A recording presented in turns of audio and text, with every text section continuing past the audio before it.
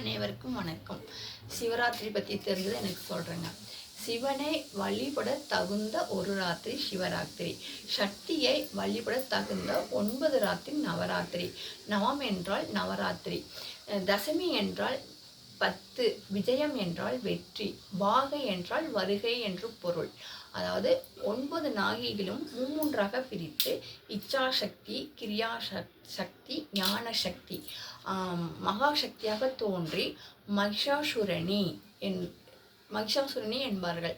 அதாவது தொழில் தொடங்குபவர்கள், குழந்தைகள் பள்ளியில் சேர்ப்பவர்கள் அன்றுதான் எல்லாம் வெற்றிகரமாக நடக்கும் என்று நம்பிக்கை. இப்போ பாடல், சரஸ்வதி பாடல். மாணிக்க வீணேந்தும் மாதேவி கலைவாணி, தென்தமிழ் சொல்லெடுத்து பாட வந்தோம் அம்மா, பாட வந்தோம் அம்மா, பாட வந்தோம். அருள்வாய் நீ, இசை தரவாணி, இங்கு வருவாய் நலம் தரவேல் அம்மா.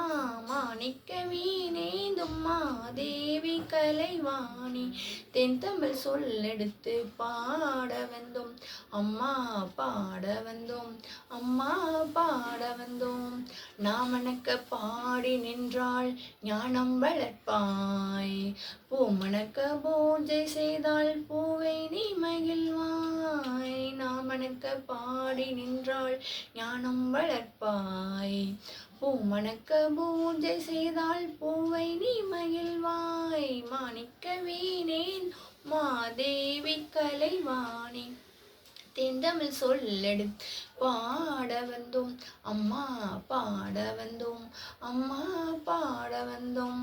வெள்ளை தாமரையில் வீற்றிருப்பாள், எங்கள் உள்ளம் கோயிலிலே உறைந்து நிற்பாள். வெள்ளை தாமரையில் வீற்றிருப்பாள், எங்கள் உள்ளம் கோயிலிலே உறைந்து நிற்பாள். கள்ளமெல்லாம் தொழும் அன்பர்க்கே நீங்கள் அள்ளி அறிவையும் தரும் அன்னையும் நீயே.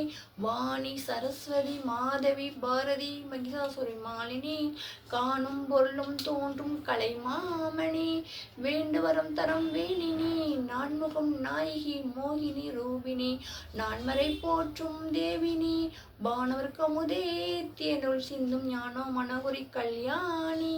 அருள்வாய் நீ, இசை தரவாணி, இங்கு வருவாய் நலம் தரவேல் அம்மா.